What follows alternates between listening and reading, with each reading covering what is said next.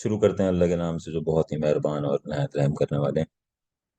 अच्छा बेटा, last lecture जो हम कर रहे थे उसमें हमने रेजोल्यूशन ऑफ वेक्टर के नाम से टॉपिक हमने किया था, और उसमें हमने पढ़े थे कि दो इसके रेक्टेंगुलर कंपोनेंट्स के फॉर्मूले हमने ड्राइव किए थे। एक हॉरिजॉन्टल कंपोनेंट का फॉर्मूला ए एक्स बराबर है ए कॉस थीटा, और एक वर्टिकल कंपोनेंट का फॉर्मूला ये हमने ड्राइव किया था। अच्छा, हमारे पुरानी टेक्स्ट में एक टॉपिक था कंपोजिशन ऑफ वेक्टर्स के नाम से। वो फॉर्मूला तो अब यहाँ पे गिवन नहीं है, इस तरह से ड्राइव नहीं है, इसमें डायरेक्शन का डायरेक्ट फॉर्मूला नई बुक में गिवन है। बट अब आप ये याद रखिए कि अगर हम इन हॉरिजॉन्टल वर्टिकल कंपोनेंट को ज्वाइन कर लें तो हमारे पास ये वेक्टर ए हमें मिल जाएगा। अब अगर आप ये राइट एंगल ट्राइंगल देखिएगा तो थीटा के सामने वाली साइड परपेंडिकुलर है, जिसको ए वाई कह रहे हैं, बेस ये रहा जिसको ए एक्स कह रहे हैं। हमें हाइपोटेन्यूज यानी ये वेक्टर चाहिए। तो इस वेक्टर को फाइंड आउट करने के लिए पाइथागोरस थ्योरम यूज करेंगे, और इस पाइथागोरस थ्योरम से रिजल्टेंट वेक्टर के मैग्नीट्यूड का ये फॉर्मूला हमारे पास आ जाएगा। रूट ए एक्स स्क्वायर प्लस ए वाई स्क्वायर, ये रिजल्टेंट वेक्टर के मैग्नीट्यूड को कैलकुलेट करने का फॉर्मूला है, जिसको लिखने का मैंने आपको बताया था कि और भी तरीके हो सकते हैं। मैग्नीट्यूड को इस तरह भी रिप्रेजेंट कर सकते हैं। अब आप ए एक्स और ए वाई के साथ भी मॉड लगाएं ना लगाएं कोई फर्क नहीं पड़ेगा। इसी तरह से इसको एरो और मॉड दोनों के साथ लिख सकते हैं। ये सारे फॉर्मूले वेक्टर के मैग्नीट्यूड को डिटरमाइन करने के लिए होंगे। अच्छा, चूंकि आपको देखने से पता चल रहा है कि इसमें दो एक्सिस इन्वॉल्व हैं, तो इसका मतलब ये मैग्नीट्यूड का फॉर्मूला तो है, मगर टू डायमेंशन में। टू डी लिख रहा हूँ, दो एक्सिस इन्वॉल्व। अगर इसी में तीन एक्सिस इन्वॉल्व हो जाए तो उसी फॉर्मूले को लिखने का तरीक़ेकार क्या हो सकता है। देखिए, मैं इस पहले वाले फॉर्मूले को ही कन्वर्ट करवा रहा हूँ। ए बराबर हो जाएगा अंडर रूट ए एक्स स्क्वायर, ए वाई स्क्वायर, और ए जेड स्क्वायर। ये फॉर्मूला मैग्नीट्यूड के लिए अप्लाई होगा फॉर मैग्नीट्यूड ऑफ वेक्टर, मगर किसमें, थ्री डायमेंशन। ये फॉर्मूला भी इस्तेमाल करने होंगे और ये भी इस्तेमाल करने होंगे सिचुएशन के हिसाब से। और अगर इसकी डायरेक्शन मालूम करनी हो कि वेक्टर एक इस डायरेक्शन में है, तो उसके लिए भाई फॉर्मूला यूज होगा कि टेन थीटा बराबर है A Y over A X के, जिसको ऐसे भी लिख सकते हैं कि थीटा इक्वल होगा tan inverse of A Y upon A X. Vector का vertical component divided by vector का हॉरिजॉन्टल कंपोनेंट, और उसका टेन इनवर्स निकाल दीजिए। ये फॉर्मूले हम यूज करेंगे वेक्टर की डायरेक्शन निकालने के लिए। वेक्टर किस डायरेक्शन में, अभी हम इसको एडिशन ऑफ वेक्टर वगैरह का जब टॉपिक करेंगे तो उसमें हम इसको डिस्कस करेंगे। अच्छा बेटे, आज की क्लास का हमारा जो मेन टॉपिक है वो प्रोडक्ट ऑफ वेक्टर्स के नाम से है। एडिशन ऑफ वेक्टर और ये तमाम चीज़ें हम बाद में डिस्कस करेंगे। अभी हमारा main topic product of vectors है इस लेक्चर में। तो नंबर्स को आपस में मल्टीप्लाई करवाएं। जैसे 3 और 4 को आपस में मल्टीप्लाई करवाया, 12 आ गया। तो मैं ये कहूंगा कि 3 और 4 का प्रोडक्ट 12 है। ठीक है, प्रोडक्ट का मतलब मल्टीप्लाई करवाना नहीं है। मल्टीप्लाई करवाने के नतीजे में जो रिजल्ट हासिल होता है उसको प्रोडक्ट कहा जाता है। 2 और 3 को मल्टीप्लाई करवा लिया, मल्टीप्लाई करवाने के बाद 6 आ गया। हम ये कहेंगे कि 2 और 3 का जो प्रोडक्ट है वो 6 के बराबर है। अब प्रोडक्ट ऑफ वेक्टर्स, इसका मतलब दो वेक्टर्स को आपस में मल्टीप्लाई करवाएं, मल्टीप्लाई करवाने के नतीजे में जो रिजल्ट आएगा हम उसको कहेंगे कि वो उन दो वेक्टर्स का प्रोडक्ट है, प्रोडक्ट ऑफ वेक्टर्स। ये प्रोडक्ट ऑफ वेक्टर्स दो टाइप्स के होते हैं, यानी जब हम दो वेक्टर्स को मल्टीप्लाई करवाते हैं तो उसके दो तरीके हैं। एक तरीका यह है कि दोनों वेक्टर्स को मल्टीप्लाई करने से रिजल्ट में स्केलर क्वांटिटी आती है, हम ऐसे प्रोडक्ट को नाम दे देंगे कि वो स्केलर प्रोडक्ट है। और ऐसा भी होगा कि दो वेक्टर्स को मल्टीप्लाई करवाएंगे तो रिजल्ट में भी वेक्टर आएगा, उनका जो प्रोडक्ट होगा दो वेक्टर्स का वो खुद भी एक वेक्टर होगा, तो हम उसको नाम दे देंगे कि वो वेक्टर प्रोडक्ट है। अब ऐसा कैसे हो सकता है कि दो वेक्टर को मल्टीप्लाई करवाएं रिजल्ट में स्केलर आए। ये तो समझ में आता है कि दो स्केलर्स को मल्टीप्लाई करवा रहे हैं, रिजल्ट में स्केलर आएगा। दो वेक्टर्स को मल्टीप्लाई करवा रहे हैं, रिजल्ट में वेक्टर आएगा। लेकिन दो वेक्टर को मल्टीप्लाई करवाएं, रिजल्ट में स्केलर कैसे आएगा? ये हमारा अभी पहला टॉपिक है, स्केलर प्रोडक्ट के नाम से, जो हम स्टार्ट करेंगे। चलिए बेटा, इस प्रोडक्ट ऑफ वेक्टर्स में पहली टाइम हम स्टार्ट करने जा रहे हैं स्केलर प्रोडक्ट के नाम से। एक आसान तरीन डेफिनेशन कि अगर दो वेक्टर्स को मल्टीप्लाई करें और उनका प्रोडक्ट एक स्केलर क्वांटिटी हो, एक स्केलर हो, तो हम ये कहेंगे कि वो स्केलर प्रोडक्ट है। If two vectors are multiplied and their product is a scalar, दो वेक्टर्स को मल्टीप्लाई करें, उनका प्रोडक्ट स्केलर हो, तो हम उसको कहेंगे then it is known as scalar product. या इसका एक और नाम है डॉट प्रोडक्ट, या इसका एक और नाम जो हमारे टेक्स्ट में गिवन है वो इनर प्रोडक्ट के नाम से। हम अभी जैसे जैसे लेक्चर आगे प्रोसीड करेंगे देखते रहेंगे कि इस स्केलर प्रोडक्ट को स्केलर प्रोडक्ट तो इसलिए कहते हैं क्योंकि दो वेक्टर्स को मल्टीप्लाई करने से स्केलर स्केलर क्वांटिटी आ रही है। इसको डॉट प्रोडक्ट और इनर प्रोडक्ट क्यों कह रहे हैं मजीद, ये अभी हम आगे मजीद डेफिनेशंस लिखते हैं तो उसको समझते रहते हैं। लेकिन पहले तो आप ये बात जानते हैं कि अगर आपको दो चीजों को आपस में मल्टीप्लाई करना है, मिसाल के तौर पे आपको x को y के साथ मल्टीप्लाई करना है, आपने कोई सिंबल नहीं बनाया बीच में मल्टीप्लाई का, तो भी इसका मतलब मल्टीप्लाई हो रहा है। दूसरा तरीकेकार ये है कि x लिखा, डॉट लगाया इनके दरमियान में, y लिख दिया, तो भी मल्टीप्लाई हो रहा है। और तीसरा तरीका x क्रॉस, जिसको आमतौर पर मल्टीप्लाई का साइन कहते हैं, y लिख दिया तो भी इसका मतलब मल्टीप्लाई हो रहा है। डॉट प्रोडक्ट में हमने ये बात तय कर ली, चूंकि दो किस्म के प्रोडक्ट हैं, एक डॉट और एक क्रॉस, आगे हम पढ़ेंगे स्केलर प्रोडक्ट और वेक्टर प्रोडक्ट। तो हमने एक स्टैंडर्ड मान लिया कि भाई जब दो वेक्टर्स को मल्टीप्लाई करने से रिजल्ट में स्केलर आएगा, तो वहां दोनों वेक्टर को मल्टीप्लाई करने के लिए डॉट का साइन इस्तेमाल किया जाएगा। इसी वजह से स्केलर प्रोडक्ट का एक और नाम क्या है भाई? Dot product. सही है। अच्छा, अब जरा एग्जांपल्स देखिए इसकी भाई। फोर्स वेक्टर क्वांटिटी है, एरो बना हुआ है इसके ऊपर। डिस्प्लेसमेंट वेक्टर क्वांटिटी, एरो बना हुआ है। दोनों को मल्टीप्लाई करेंगे, रिजल्ट में वर्क डन आ जाएगा। वर्क डन तो स्केलर है, देखिए इसके ऊपर एरो नहीं बनाया मैंने।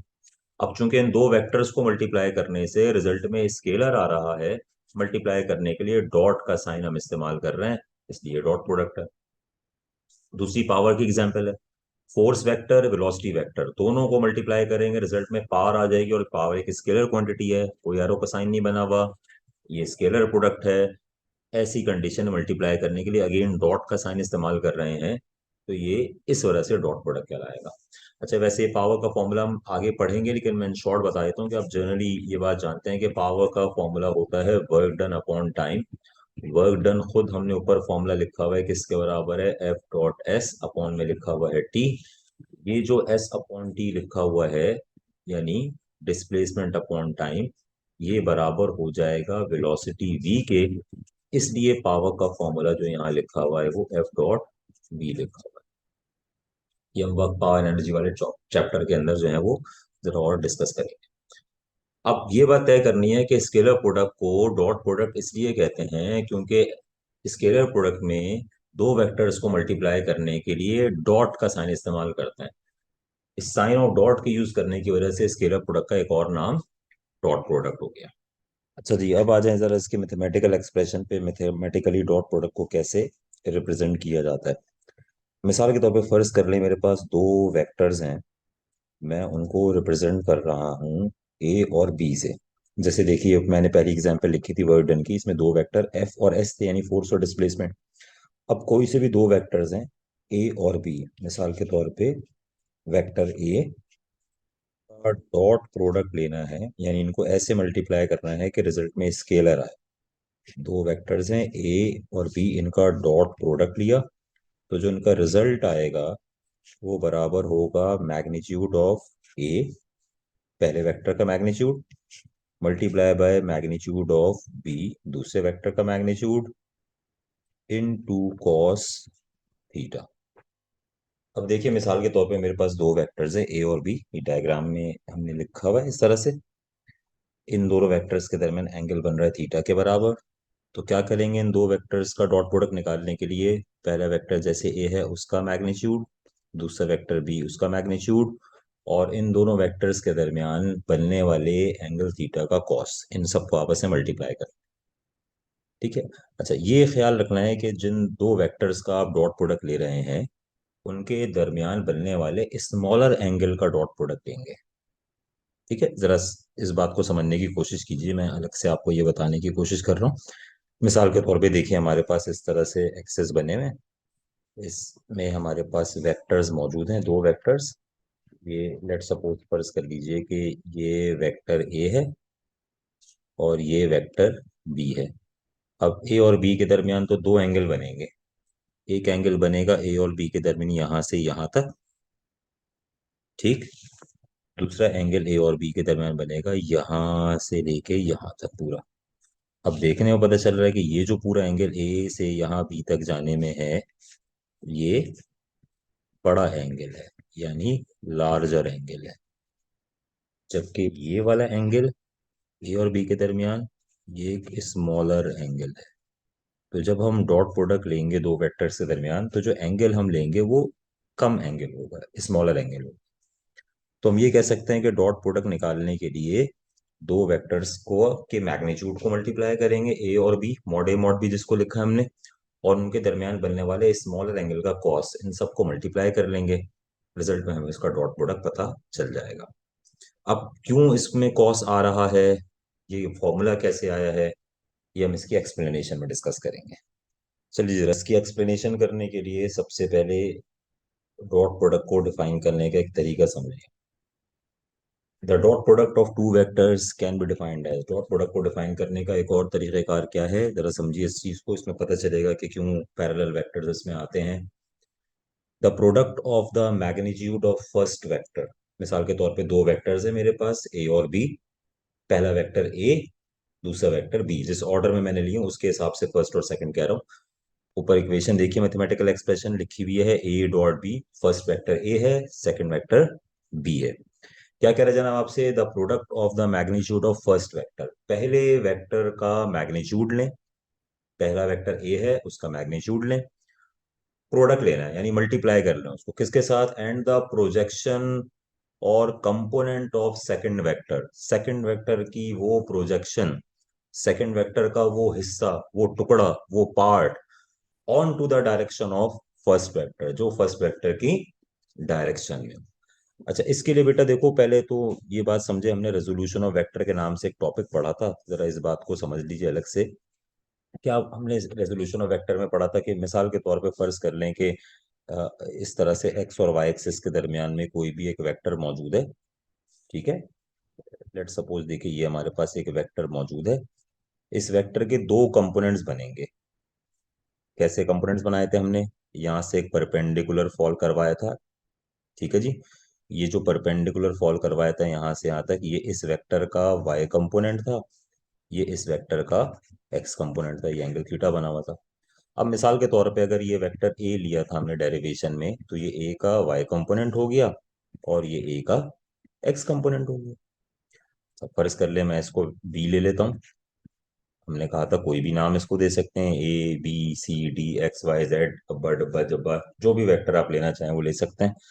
अब ये जो इसके दो कंपोनेंट बनेंगे, ये कहलाएगा वेक्टर बी का वाई कंपोनेंट, यानी कि इसका वर्टिकल कंपोनेंट, और ये कहलाएगा वेक्टर बी का एक्स कंपोनेंट, यानी इसका हॉरिजॉन्टल कंपोनेंट। अब समझिए, मैं ये कह सकता हूँ कि वेक्टर बी के दो टुकड़े हैं, दो पोर्शंस हैं, दो प्रोजेक्शंस हैं, दो पार्ट्स हैं, एक एक्स में और एक वाई में।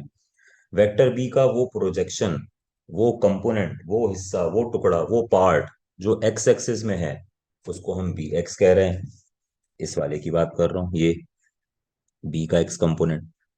वेक्टर बी का वो टुकड़ा, वो हिस्सा, वो प्रोजेक्शन जो वाई एक्सिस में है, उसको हम नाम दे रहे हैं जनाब किस चीज का, बी वाई का। तो हर वेक्टर के दो कंपोनेंट होते हैं, दो प्रोजेक्शन होते हैं, राइट। वेक्टर बी के दो प्रोजेक्शन होंगे, एक बी एक्स और एक बी वाई। बस अब ये जहन में रखिएगा। अब आज जो हमने डायग्राम बनाई थी मैथमेटिकल एक्सप्रेशन में, जिसको हमने देखा था, जरा वहां से इस पॉइंट को समझने की कोशिश कीजिएगा भाई। देखें जी, वेक्टर बी से एक परपेंडिकुलर लाइन फॉल करवाएंगे। अब देखिए मेरे पास ये जो कंपोनेंट है, ये कंपोनेंट क्या बन जाएगा, वेक्टर बी का वाई कंपोनेंट। ठीक है जी, और ये जो कंपोनेंट मेरे पास बन जाएगा, ये वाला, ये बनेगा वेक्टर बी का एक्स कंपोनेंट है, ये वेक्टर बी का कंपोनेंट, मगर कौन से एक्सिस में आ गया, एक्स एक्सिस में आ गया। ठीक। अच्छा, अब देखिएगा जरा गौर से देखिएगा भाई, ये है वेक्टर बी का वो कंपोनेंट जो एक्स एक्सिस में है। मैं इसको लिख सकता हूं बी एक्स। इसका मैग्नीट्यूड किसे शो करेंगे? अब जरा डायग्राम में देखिएगा कि ये था वेक्टर बी, इसके दो पोर्शंस बना लिए, दो प्रोजेक्शंस बना लिए, दो कंपोनेंट्स बना लिए, एक बी वाई और एक बी एक्स। जरा डायग्राम में देखिएगा, वेक्टर बी का जो एक्स कंपोनेंट है, क्या वो वेक्टर ए की डायरेक्शन में है? तो उसका जवाब है हाँ भाई, बिल्कुल। देख लें, वेक्टर ए भी ये हॉरिजॉन्टल है, और वेक्टर बी का जो एक्स कंपोनेंट है ये इसी की डायरेक्शन में ही आ रहा है। इसका मतलब मैं इसको एक और नाम दे सकता हूं, मैं इसको कह सकता हूं कि ये बन गया बी ए। बी ए का क्या मतलब? वेक्टर बी का वो हिस्सा जो वेक्टर ए की डायरेक्शन में है। बी ए का मतलब वेक्टर बी का वो हिस्सा जो वेक्टर ए की डायरेक्शन में। वेक्टर बी के दो हिस्से हैं, एक है बी वाई, ये वेक्टर ए की डायरेक्शन में नहीं है, देख लें वेक्टर ए इधर है, ये तो परपेंडिकुलर है। वेक्टर बी का वो हिस्सा जो वेक्टर ए की डायरेक्शन में है, उसको नाम दे दिया मैंने बी ए, और है ये कौन से एक्सेस के अंदर, एक्स एक्सेस के अंदर। अब जरा इस डायग्राम को सामने रखते हुए इसकी एक्सप्लेनेशन जरा पढ़िए, तो ये पार्ट आपको जरा क्लियर हो जाएगा। कह रहा है जनाब क्या, the dot product of two vectors can be defined as the product of the magnitude of first vector. हाँ भाई, फर्स्ट वेक्टर, पहला वेक्टर क्या है हमारे पास, वेक्टर ए है। देख लीजिए मैंने यहाँ पे क्या लिखा, ए डॉट बी बराबर है मैग्नीट्यूड ऑफ ए, ये पहला वेक्टर ए है। इसका प्रोडक्ट लेना है, मल्टीप्लाई करना है किससे जनाब, प्रोजेक्शन या कंपोनेंट उस हिस्से से, किसके, सेकंड वेक्टर के। सेकंड वेक्टर क्या है देख लें भाई, सेकंड वेक्टर बी है। वेक्टर बी से मल्टीप्लाई नहीं करना, वेक्टर बी के उस हिस्से से, उस कंपोनेंट से मल्टीप्लाई करना है जो फर्स्ट वेक्टर की डायरेक्शन में है। अगेन फर्स्ट वेक्टर क्या है, ए है। इसीलिए देखिए जब मैं इस फॉर्मूले को ओपन कर रहा हूं तो कैसे लिख रहा हूं, A dot B, first vector है ए, मैंने लिख दिया magnitude of A, first vector की जगह ए आ गया। इसका प्रोडक्ट लेना है, मल्टीप्लाई करना है किसके साथ, प्रोजेक्शन ऑफ सेकंड वेक्टर। हाँ भाई, सेकंड वेक्टर क्या था, बी, प्रोजेक्शन ऑफ बी लिख दिया। On to the direction of first vector, first vector क्या है, ए, तो इसलिए ये बन गया projection of B on to the direction of A, vector B का वो टुकड़ा, वो हिस्सा जो वेक्टर ए की डायरेक्शन में। अब जरा डायग्राम में देखिएगा, पहले तो ये देखें मैग्नीट्यूड ऑफ ए के मैग्नीट्यूड को शो करने का तरीका हम पहले रेजोल्यूशन में भी लिख चुके हैं। किससे शो करेंगे, मॉड ए। अब मर्जी है इस पर एरो बनाए या बगैर मॉड के लिख दें, जो तीन तरीके मैंने आपको बताए थे। मैग्नीट्यूड ऑफ ए लिख दिया मॉड ए। मल्टीप्लाई करना वेक्टर बी का वो हिस्सा जो ए की डायरेक्शन में है, projection of B on to the direction of A, इसको हमने किससे शो कर दिया, बी ए से। लेकिन आप दोबारा डायग्राम देखें, ये जो बी ए है यानी वेक्टर बी का वो हिस्सा जो वेक्टर ए की डायरेक्शन में है, तो बेटा ये तो कौन से एक्सिस में है, एक्स एक्सिस में। इस ये वेक्टर बी का एक्स कंपोनेंट है, इसलिए हम क्या करेंगे, जहां बी ए लिखा था उसकी जगह क्या लिख देंगे, बी एक्स। और ये बात हम जानते हैं कि वेक्टर बी का एक्स कंपोनेंट, किसी भी वेक्टर का एक्स कंपोनेंट निकालना है तो उसका फॉर्मूला ये होगा कि उस वेक्टर के मैग्नीट्यूड को मल्टीप्लाई कर देंगे कॉस थीटा से। तो हमने इस मॉड बी एक्स की जगह पे इसकी वैल्यू पुट कर दी क्या, मॉड बी कॉस थीटा। पहला काम हमने क्या किया कि जहां मॉड बी ए लिखा था, चूंकि वो एक्स एक्सिस में है, तो उसकी जगह हमने लिख दिया मॉड बी एक्स। और मॉड बी एक्स खुद बराबर होता है किसके, मॉड बी कॉस थीटा के। इसलिए हम ये बात कहते हैं कि ए डॉट बी बराबर होता है mod A mod B cos theta के। ये जो पहला फॉर्मूला हमने लिखा था, ए डॉट बी बराबर है mod A mod B cos theta, ये इस प्रोसेस की वजह से जो है वो आएगा। ये इस फॉर्मूले की sort of derivation, sort of आप समझ लें। इसका मतलब ये हुआ बेटा, हमने डॉट प्रोडक्ट में दो वेक्टर्स को डायरेक्टली मल्टीप्लाई तो किया ही नहीं। पहले वेक्टर का मैग्नीट्यूड लिया, उसको दूसरे वेक्टर के उस हिस्से से मल्टीप्लाई करवाया जो फर्स्ट वेक्टर की डायरेक्शन में है, तो दोनों ही मैग्नीट्यूड्स हैं। जब मैग्नीट्यूड को मल्टीप्लाई करेंगे तो रिजल्ट में मैग्नीट्यूड ही आएगा, रिजल्ट में डायरेक्शन थोड़ी आएगी। इस वजह से जब हम दो वेक्टर्स का डॉट प्रोडक्ट लेते हैं तो रिजल्ट में एक स्केलर क्वांटिटी आती है, वेक्टर क्वांटिटी नहीं आती है। अब आ जाइए जनाब इसके कैरेक्टरिस्टिक्स के ऊपर। डॉट प्रोडक्ट का पहला कैरेक्टरिस्टिक, अगर हम ऐसे दो वेक्टर्स का डॉट प्रोडक्ट निकालें जो इक्वल हो, जिनके मैग्नीट्यूड आपस में बराबर हो, लेकिन वो एक दूसरे के पैरेलल हों, यानी 0 डिग्री एंगल पर हों, तो ऐसी कंडीशन में जो उनका डॉट प्रोडक्ट होगा वो दोनों में से किसी भी एक वेक्टर के मैग्नीट्यूड के स्क्वायर के बराबर होगा। ठीक है, यानी कंडीशन समझिए आपको क्या है। अगर ये कंडीशन हो, इफ मॉड ए पहले वेक्टर का मैग्नीट्यूड बराबर हो दूसरे वेक्टर के मैग्नीट्यूड के, और दोनों वेक्टर एक दूसरे के पैरेलल हैं, सेम डायरेक्शन में, दोनों के दरमियान एंगल कितना होगा, 0 डिग्री के बराबर। ऐसी कंडीशन में इनका डॉट प्रोडक्ट किसके बराबर होगा, देखिए आप पढ़ चुके हैं अभी के ए डॉट बी, दो वेक्टर्स के डॉट प्रोडक्ट का जनरल फॉर्मूला बराबर है किसके, mod A mod B cos theta के। अब देखिए मैं इसको कैसे लिख रहा हूँ, ए डॉट बी ऐसे ही रहने दिया, मॉड ए ऐसे ही रहने दिया, मॉड बी की जगह पर भी मॉड ए लिख दिया। अच्छा जी, मॉड बी की जगह पे मॉड ए क्यों लिखा है, तो इसका जवाब ये है कि आपको गिवन है कि ए और बी आपस में कैसे हैं, बराबर हैं, तो हम बी की जगह पे ए रख सकते हैं। जब हम ऐसा करेंगे तो देखिए क्या रिजल्ट आएगा मेरे पास, मॉड ए को मॉड ए से मल्टीप्लाई करने पर हो गया मॉड ए स्क्वायर। अच्छा जी, ये जो थीटा था हमारे पास ये हमें गिवन था 0 डिग्री के बराबर, तो यहाँ मैंने लिख दिया कॉस 0 डिग्री। कॉस 0 डिग्री बराबर होता है 1 के। ऐसी कंडीशन में दोनों वेक्टर्स का जो डॉट प्रोडक्ट होगा वो रिजल्ट किसके बराबर हो जाएगा, A dot B mod A square ऐसे ही रहा, 1 से मल्टीप्लाई होके कोई फर्क नहीं पड़ा। अच्छा, हमने क्या किया था, बी की जगह पे ए पुट कर दिया था ये बोल के कि दोनों वेक्टर्स इक्वल हैं। तो भाई हम ये काम भी तो कर सकते हैं कि जहां हमने ए लिखा था वहां बी पुट कर दें। अगर हम ए की जगह पे बी पुट कर दें, क्यों, क्योंकि दोनों इक्वल हैं तो किसी को भी किसी से रिप्लेस कर सकते हैं, तो रिजल्ट बजाय मॉड ए स्क्वायर के किसके बराबर आ जाएगा, मॉड बी स्क्वायर। ठीक है जी, ए डॉट बी बराबर हुआ मॉड ए स्क्वायर या मॉड बी स्क्वायर, यही आपसे कैरेक्टर में कह रहा है। द डॉट प्रोडक्ट निकालें किसका, ऑफ टू इक्वल ऐसे वेक्टर जो बराबर हों और पैरेलल हों, तो उनका जो रिजल्ट होगा वो स्क्वायर ऑफ द मैग्नीट्यूड, देख लीजिए मैग्नीट्यूड का स्क्वायर हुआ है ऑफ ईदर वेक्टर, किसी भी वेक्टर, यानी पहले वेक्टर का मॉड ए का स्क्वायर कर लें या दूसरे वेक्टर का मॉड बी का स्क्वायर कर लें। ये इसका पहला कैरेक्टरिस्टिक। अच्छा जी, सेकंड कैरेक्टरिस्टिक देख लीजिए, the dot product of two unequal. अच्छा जी, अब आपको ये बता रहा है कि जो दो वेक्टर्स हैं वो अनइक्वल हैं, यानी मॉड ए मॉड बी के बराबर नहीं है, अनइक्वल है।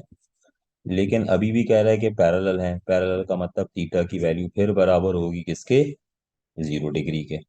जरा ऐसी कंडीशन में इनका डॉट प्रोडक्ट निकालते हैं, फिर से दो वेक्टर्स लिए ए और बी, उनका डॉट प्रोडक्ट लिया, उसका जनरल फॉर्मूला हम जानते हैं, बराबर होगा mod A mod B cos theta के। अच्छा जी, जरा वैल्यू पुट करवाते हैं। अब मॉड ए की जगह पे मॉड ए रहेगा, मॉड बी की जगह पे मॉड बी रहेगा, इन दोनों को एक दूसरे से रिप्लेस नहीं करवा सकते क्योंकि बताया हुआ है कि दोनों वेक्टर अनइक्वल हैं, बराबर नहीं है। बराबर थे तो आप कोई भी वेक्टर लिख दें, अब अनइक्वल हैं तो जो वेक्टर है वही रहेगा। पैरेलल हैं अभी भी, एंगल थीटा 0 डिग्री रहेगा, मॉड ए ऐसे ही रहा, मॉड बी ऐसे ही रहा, कॉस 0 बराबर होगा 1 के, 1 से मल्टीप्लाई करने से कोई फर्क नहीं पड़ेगा। ऐसी कंडीशन में ए डॉट बी का रिजल्ट बराबर हो जाएगा मॉड ए मॉड बी। अब ये समझिए मॉड ए और मॉड बी का मतलब क्या है, मॉड ए और मॉड बी का मतलब है कि आप दोनों वेक्टर्स के मैग्नीट्यूड को मल्टीप्लाई कर रहे हैं। यही आपसे देखिए इसमें कह रहा था, डॉट प्रोडक्ट लिया अनइक्वल और पैरेलल वेक्टर्स का, थीटा 0 डिग्री है, वो बराबर होगा किस चीज के, product of the magnitude of both the vectors. देख लें भाई, दोनों वेक्टर्स के मैग्नीट्यूड मॉड ए और मॉड बी आपस में मल्टीप्लाई हो रहा है। अच्छा जी, अब ऐसे ही देखिए इसका थर्ड कैरेक्टरिस्टिक कह रहा है कि the dot product of two equal but perpendicular vectors. हाँ भाई, अब वेक्टर्स दोबारा से इक्वल हैं, मॉड ए और मॉड बी बराबर हैं, मगर अब वेक्टर्स एक दूसरे के परपेंडिकुलर हैं, यानी उनके दरमियान का एंगल थीटा 90 डिग्री के बराबर है। डॉट प्रोडक्ट का जनरल फॉर्मूला पहले लिखते हैं, हम जानते हैं कि ए डॉट बी बराबर है mod A mod B cos theta. चलें जरा वैल्यू पुट करवा लें इसमें। मॉड ए ऐसे ही रहा, मॉड बी की जगह पे मॉड ए पुट कर दिया क्योंकि इक्वल वेक्टर्स कह रही है। थीटा की जगह पे 90 डिग्री।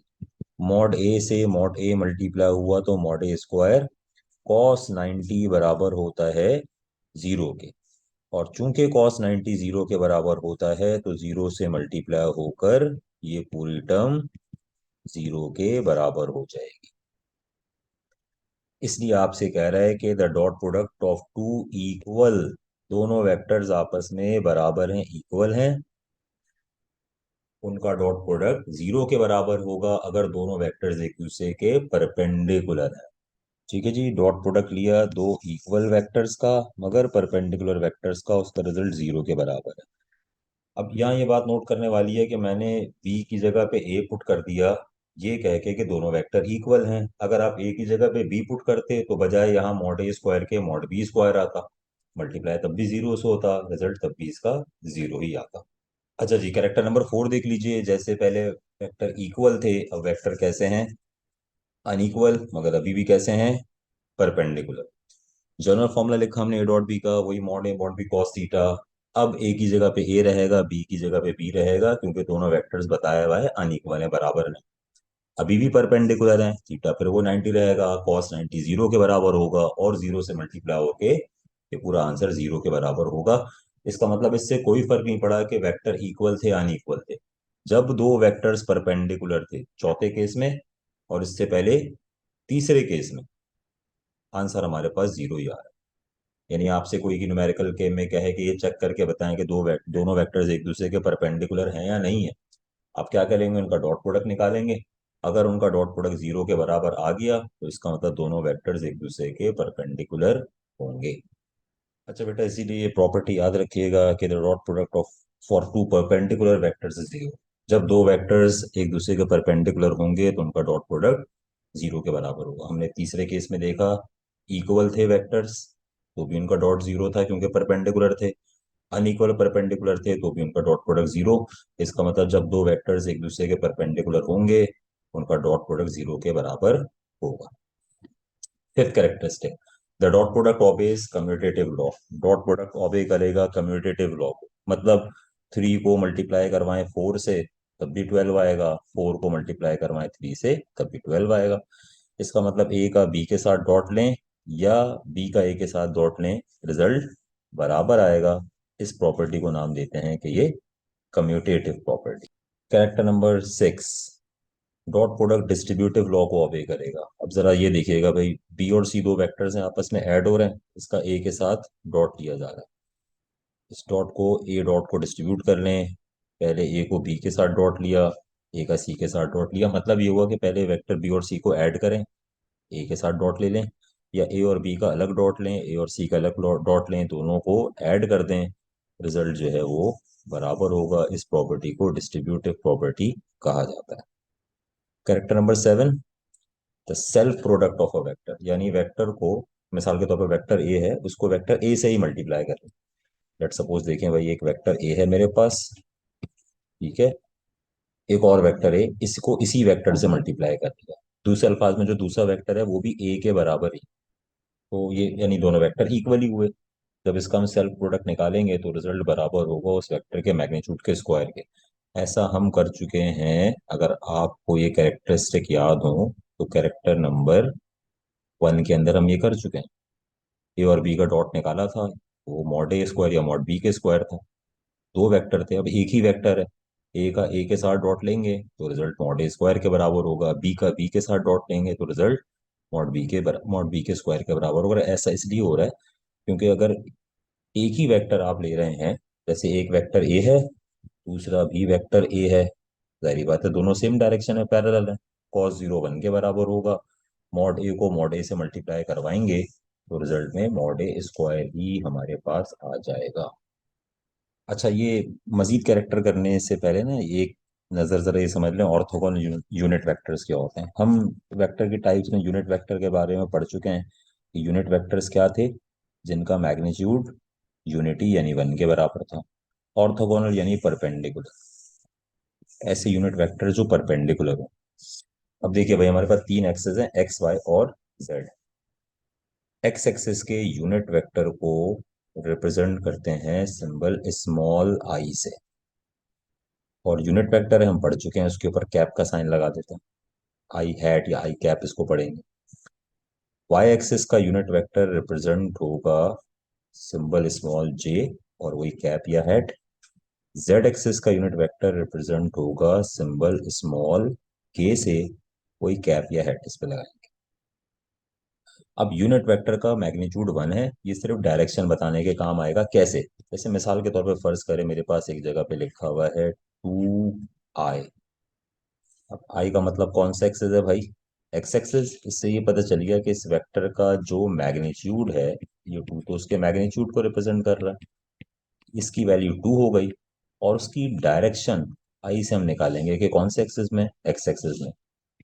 2j लिखा हुआ होता तो वाई एक्सेस में, 2k लिखा होगा तो एक्स एक्सेस में। अच्छा, अब चूंकि ये तीनों यूनिट वेक्टर है आई जे के, तो आई का मैग्नीट्यूड भी 1 है, 2 से मल्टीप्लाई करेंगे कोई फर्क नहीं पड़ेगा। जे का मैग्नीट्यूड भी 1 है, 2 से मल्टीप्लाई करेंगे कोई फर्क नहीं पड़ेगा। के का मैग्नीट्यूड भी 1 है, 2 से मल्टीप्लाई करेंगे कोई फर्क नहीं पड़ेगा। बस इसका फायदा ये होगा कि आई जे के से हमें वेक्टर की डायरेक्शन पता चल जाए कि वो एक्स एक्सिस में है, वाई एक्सिस में है या फिर जेड एक्सिस में। अच्छा, अब चूंकि तीनों वेक्टर एक दूसरे के परपेंडिकुलर हैं आई जे के, इसलिए उनको ऑर्थोगोनल यूनिट वेक्टर्स का नाम दिया जाएगा जो डायरेक्शन बताने के काम आएगा। अच्छा बेटा, तो इस रिस्पेक्ट से हम कैरेक्टर नंबर 8 क्या बना सकते हैं? आई डॉट आई बराबर होगा जे डॉट जे, ये बराबर होगा के डॉट के, और इन सब का रिजल्ट बराबर होगा 1 के। क्यों? जरा इसको रफ में समझें भाई। अभी हमने पढ़ा है दो वेक्टर्स के डॉट प्रोडक्ट लेने का फॉर्मूला क्या होता है। फर्स्ट वेक्टर का मॉड, सेकंड वेक्टर का मॉड कॉस थीटा। अच्छा जी, अब हमारे पास दो वेक्टर क्या हैं? पहला वेक्टर आई है, दूसरा वेक्टर भी आई है। फर्स्ट वेक्टर का मॉड यानी यूनिट वेक्टर आई का मॉड, सेकंड वेक्टर का मॉड ये भी आई है, इसका मैग्नीट्यूड पी की जगह पे लिख दिया। कॉस थीटा, थीटा की जगह 0 डिग्री। क्यों? क्योंकि दोनों वेक्टर आई हैं और आई हमने पढ़ा है कि यूनिट वेक्टर एक्स एक्सिस का, तो दोनों एक्स एक्सिस में। जब दोनों एक्स एक्सिस में होंगे तो दोनों एक दूसरे के पैरेलल होंगे, इसलिए उनके दरमियान का एंगल 0 डिग्री होगा। सॉल्व कर लीजिए इसको। आई का मॉड यूनिट वेक्टर है, यूनिट वेक्टर का मैग्नीट्यूड 1। दूसरा भी आई का मॉड, अगेन यूनिट वेक्टर, इसका मैग्नीट्यूड 1। कॉस 0 यानी किससे मल्टीप्लाई हो रहा है? 1 से। सबको मल्टीप्लाई करेंगे, रिजल्ट 1। सेम यही फॉलो होगा जे डॉट जे में, सेम यही फॉलो होगा के डॉट के में। इसलिए I dot I, J dot J, के डॉट के, इन सब का रिजल्ट बराबर होगा किसके? 1 के। Character number 9, I dot J बराबर होगा जे डॉट के, और ये बराबर होगा के डॉट आई, और इन सब का रिजल्ट बराबर होगा 0 के। वजह सुनिए। आई है एक्स एक्सिस का यूनिट वेक्टर, जे है वाई एक्सिस का यूनिट वेक्टर। आई और जे यानी एक्स और वाई दोनों एक दूसरे के क्या होंगे? परपेंडिकुलर। थीटा कितना बनेगा? कॉस 90। कॉस 90 बराबर होता है 0 के, इसलिए उनका रिजल्ट 0 होगा। अभी देखिए, मैंने आपको एक करेक्टर करवाते हुए पॉइंट चाहता कि नोट कर लें कि जो डॉट प्रोडक्ट होता है तो परपेंडिकुलर वेक्टर्स का वो 0 होता है। तो आई और जे, एक्स और वाई एक्सिस एक दूसरे के परपेंडिकुलर हैं। जे और के, वाई और जेड एक्सिस हैं, ये भी एक दूसरे के परपेंडिकुलर हैं। के और आई, ये भी एक दूसरे के परपेंडिकुलर हैं। जेड और एक्स एक्सिस हैं। और परपेंडिकुलर वेक्टर में डॉट प्रोडक्ट बराबर होगा किसके? 0 के। ये काम आप यहाँ भी करके देख सकते हैं। यानी अगर आप यहाँ पे थीटा की जगह 90 डिग्री पुट करवा दें, ठीक है, और यहाँ पे मैंने मिसाल के तौर पे आई डॉट जे ले लिया, ठीक। फर्स्ट वेक्टर यानी आई का मॉड, सेकंड वेक्टर यानी जे का मॉड। आई भी यूनिट वेक्टर है मैग्नीट्यूड 1, जे भी यूनिट वेक्टर है मैग्नीट्यूड 1। अलबत्ता कॉस 90 बराबर हो जाएगा 0 के, और 0 से मल्टीप्लाई होके ये पूरी टर्म 0 के बराबर हो जाएगी। Character number 10। अगर हमारे पास दो वेक्टर्स हैं ए और बी, इफ पहला वेक्टर है मेरे पास, तो देखिए मैं उसकी वैल्यू लिख रहा हूँ। आई जे के की फॉर्म में, वेक्टर की फॉर्म में। थ्री डायमेंशन में वेक्टर को लिखा जाएगा इस तरह से, और इसका जेड कंपोनेंट हो गया ए जेड के। दूसरा वेक्टर है बी, इसके कंपोनेंट क्या बनेंगे भाई? बी एक्स आई बी वाई जे प्लस बी जेड के। इसमें कंफ्यूजन ये है कि भाई आई जे के हमें ये बताते हैं कि वेक्टर एक्स में है, वाई में है या जेड में है। तो हमने तो ऑलरेडी ए एक्स ए वाई ए जेड लिखा हुआ है, तो फिर आई जे के लिखने की जरूरत नहीं है। वजह असल में यह है कि अभी ना हम कोई वैल्यू नहीं ले रहे। जब हम कोई वैल्यू लेंगे ना, तो देखें वेक्टर हमें ऐसे लिखा हुआ मिलेगा। मिसाल के तौर पे वेक्टर ए इस तरह लिखा हुआ मिलेगा, 2i plus 3j plus 4k। अब बताएं आप इसमें कैसे पहचानेंगे कौन सा एक्स कंपोनेंट है, कौन सा वाई है, कौन सा जेड है? जो आई के साथ लिखा हुआ है एक्स, जो जे के साथ लिखा हुआ है वो वाई, जो के साथ लिखा हुआ है जेड। अभी हमारे पास कोई वैल्यू तो नहीं है, तो पूरे ए एक्स की जगह पे 2 है, पूरे ए वाई की जगह पे 3 है, पूरे ए जेड की जगह पे वैल्यू 4 है, या कोई भी जो वैल्यू होगी वो आ जाएगी। तो हम इस आई जे के से पहचानेंगे। फिर नंबर के साथ जब वैल्यूज के साथ आपको देगा, तो एक्स वाई जेड लिखा हुआ नहीं होगा, डिजिट्स लिखे हुए होंगे। पूरे ए एक्स की जगह पे एक डिजिट होगा, पूरे ए वाई की जगह पे, पूरे ए जेड की जगह पे। तो हम आई जे के से पहचानेंगे कि कौन सा कंपोनेंट किस डायरेक्शन में। ऐसी कंडीशन में अगर इन दो वेक्टर्स का डॉट प्रोडक्ट लेंगे, तो ये डॉट प्रोडक्ट मालूम करने का एक फॉर्मूला है जो हमने ऊपर पढ़ा था। उसके अलावा क्या, वेक्टर ए का एक्स कंपोनेंट मल्टीप्लाई होगा वेक्टर बी के एक्स कंपोनेंट से, प्लस साइन। वेक्टर ए का वाई कंपोनेंट मल्टीप्लाई होगा वेक्टर बी के वाई कंपोनेंट से, और वेक्टर ए का जेड कंपोनेंट मल्टीप्लाई होगा वेक्टर बी के जेड कंपोनेंट से। इसमें कॉस थीटा का कोई काम नहीं। ये बगैर एंगल के डॉट प्रोडक्ट मालूम करने का एक फॉर्मूला है। अच्छा, अब जरा इस बात को समझिए। हमने जब स्केलर प्रोडक्ट या डॉट प्रोडक्ट का टॉपिक स्टार्ट किया था, तो मैंने आपको कहा था कि भाई इसके तीन नाम हैं। जरा समझिएगा इस बात को, एक दफा आपके साथ ये शेयर कर लेता हूँ।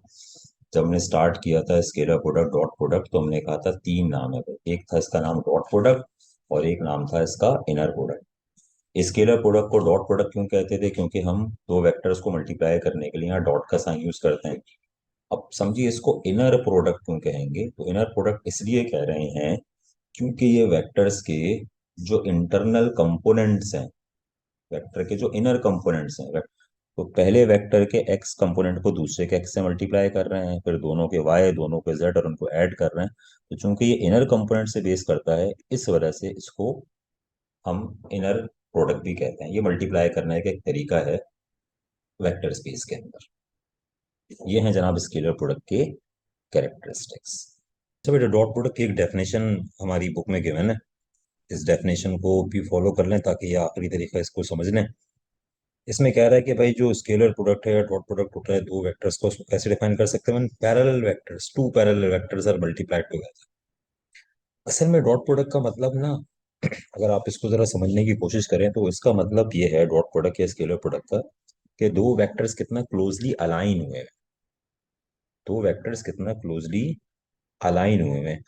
अब मिसाल के तौर पे मैं आपको ये कहूं कि भाई एक वेक्टर मेरे पास वेक्टर ए है, दूसरा वेक्टर वेक्टर बी है। ये देखने से नजर आ रहा है कि एक डायरेक्शन में नहीं है, तो इनके दरमियान कोई एंगल बन रहा है। ये मैं इसको कह देता हूँ कि ये मेरे पास वेक्टर बी है। अब मैं डॉट प्रोडक्ट में ये पता करना चाहता हूँ कि इन वेक्टर्स की अलाइनमेंट में कितना फर्क है। अब देखने से नजर आ रहा है कि भाई अगर मुझे इनको अलाइन करना है, एक लाइन में लेकर आना है, तो मुझे वेक्टर बी को नीचे लाना पड़ेगा, वेक्टर बी को डाउनवर्ड लेकर आऊंगा मैं किसी तरह से। कितना लेकर आऊंगा, ये चीज असल में हम स्केलर प्रोडक्ट में पता करते हैं। और उसके लिए हमें तरीक़ाकार क्या पड़ा था कि वही परपेंडिकुलर ड्रॉ करते हैं। वेक्टर बी का ये जो कंपोनेंट होगा, ये वेक्टर ए की अलाइनमेंट में आ गया, जिसको हम बी ए कंपोनेंट या बी एक्स कंपोनेंट कह रहे थे। अब इन दो वेक्टर्स को आपस में मल्टीप्लाई करेंगे। इसीलिए बुक में जुमला इस्तेमाल कर रहा है कि दो पैरेलल वेक्टर्स को मल्टीप्लाई करेंगे डॉट प्रोडक्ट के अंदर। बुक में इसीलिए वो कह रहा है कि दो पैरेलल वेक्टर्स को मल्टीप्लाई करेंगे। अब डॉट प्रोडक्ट का एक मतलब आसान सा अलाइनमेंट से होगा कि वो दो वेक्टर्स हैं, उनकी अलाइनमेंट में कितना फर्क है, ये हम असल में डॉट प्रोडक्ट पे मालूम करते हैं कि जैसे सोलर पैनल्स हैं, सन रेज पड़ रही हैं सोलर पैनल्स के ऊपर, तो जो सन रेज आ रही हैं वो सोलर पैनल के कितने एंगल पर आ रही है, उनकी अलाइनमेंट करते हैं मैक्सिमम आउटपुट हासिल करने के लिए।